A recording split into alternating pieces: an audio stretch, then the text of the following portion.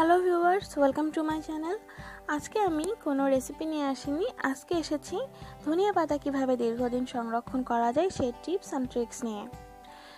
আমরা যারা অনেকে ধনিয়া পাতা পছন্দ করি তাদের কাছে যেন মনে হয় ধনিয়া পাতা না দিলে তরকারিটা অসম্পূর্ণই থেকে যায়, তাই না? কিন্তু ধনিয়া পাতা তো সারা বছর পাওয়া যায় না, আর সেটা কীভাবে দীর্ঘদিন সংরক্ষণ করতে হয় সেই টিপস অ্যান্ড ট্রিক্সে আপনাদের সাথে আজকে শেয়ার করব। প্রথমে আমি ধনিয়া পাতাগুলোকে বেছে নিচ্ছি এবং এটা যতদূর নরম অংশ ততদূর পর্যন্ত কেটে নিচ্ছি।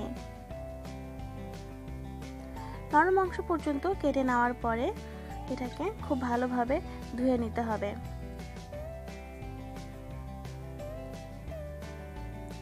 ভাসমান পানিতে খুব আলতো করে এটা ধুয়ে নিতে হবে। এটা কখনোই বেশি প্রেস করা যাবে না এবং 3 থেকে 4 বার আমি এটা ধুয়ে নেব। অনেক সময় ধনিয়া পাতাতে বালি থাকে, এজন্য 3 থেকে 4 বার ভালোভাবে ধুয়ে নিতে হবে। এভাবে ধুয়ে নেওয়ার পরে ঝুড়ি বা একটি ছাঁকনিতে করে এর পানিটা সম্পূর্ণ ছেঁকে ফেলতে হবে। ধনিয়া পাতা সংরক্ষণ করতে যদি বেশি দিন চান তাহলে কিন্তু অবশ্যই এটার পানিটা ভালোভাবে শুকিয়ে ফেলতে হবে। যে পর্যায়ে বুঝবেন ধনিয়া পাতাতে আর কোনো পানি নেই, সেই পর্যায়ে এভাবে চাকু দিয়ে কেটে নিতে হবে। আমি এখানে অর্ধেক এভাবে কুচি করে রাখবো এবং বাকি অর্ধেক যেভাবে ধুয়ে রেখেছি সেভাবেই রাখবো। এভাবে কুচি করে নিচ্ছি।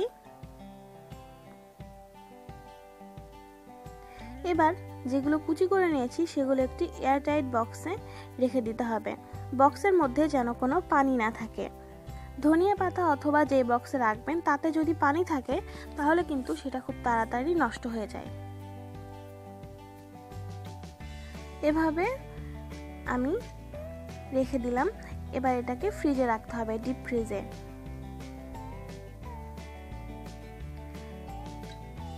এবার বাকি যেটুকু আমি রেখেছিলাম কেটে নিইনি সেটা এবার আমি এইরকম একটি পলিথিনে রাখবো।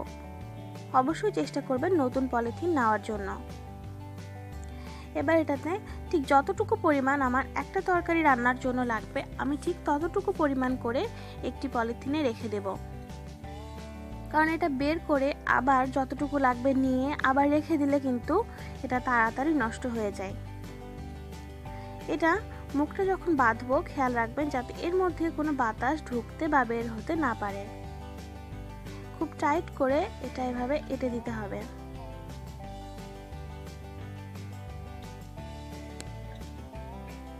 ব্যাস হয়ে গেছে।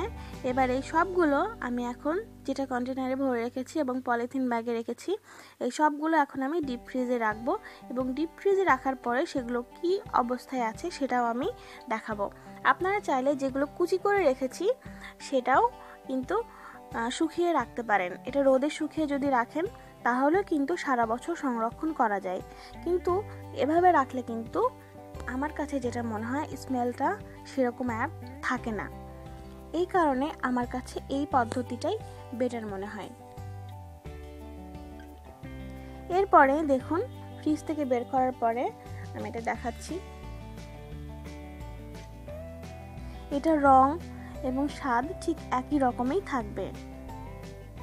এটাতে যেহেতু কোনো পানি ছিল না সেহেতু কিন্তু দেখুন আপনারা খেয়াল করুন এটা অনেক হাত দিয়ে যখন আপনি এভাবে ভেঙে দেবেন এটা কিন্তু অনেক ঝরঝরে থাকবে। এভাবে রাখলে ঠিক যতটুকু পরিমাণ দরকার রান্নার ঠিক যেই সময়ে আপনি এই ধনিয়া পাতাটা দিবেন ঠিক সেই সময়ে বের করে দিয়ে আবার সঙ্গে সঙ্গেই রেখে দিতে পারবেন। এটা কিন্তু এরকমই ঝরঝরে থাকবে। এবার আমি আবার সে বাটিতে রেখে দিচ্ছি যেটাতে এটা ছিল এবং বাকি যে অর্ধেক আমি পলিথিন ব্যাগে ভরে রেখেছিলাম সেটা দেখাচ্ছি।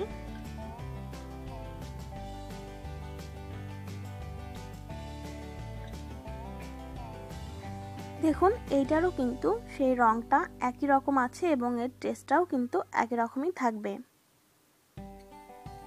আপনারা চাইলে এটা যেটা আমি কুচি করে রেখেছিলাম সেটা যে যেই বরফের যে ট্রে থাকে, ছোট ছোট যে বরফের ট্রে থাকে, সেটাতে করেও আপনারা রাখতে পারেন, কিন্তু সেটাতে রাখার সময় অবশ্যই একটু তার সাথে পানি দিয়ে নিতে হবে। তাহলে কি হবে, যে আপনাদের রান্নার সময় যতটুকু প্রয়োজন ঠিক একটি করে বরফের টুকরো বের করে নিলেই কিন্তু সেটার জন্য হয়ে যাবে। তো আমার কাছে মনে হয় এভাবে যদি আপনারা রাখতে পারেন তাহলে কিন্তু 7 থেকে 8 মাস ধনিয়া পাতা ঠিক এভাবেই ভালো থাকবে।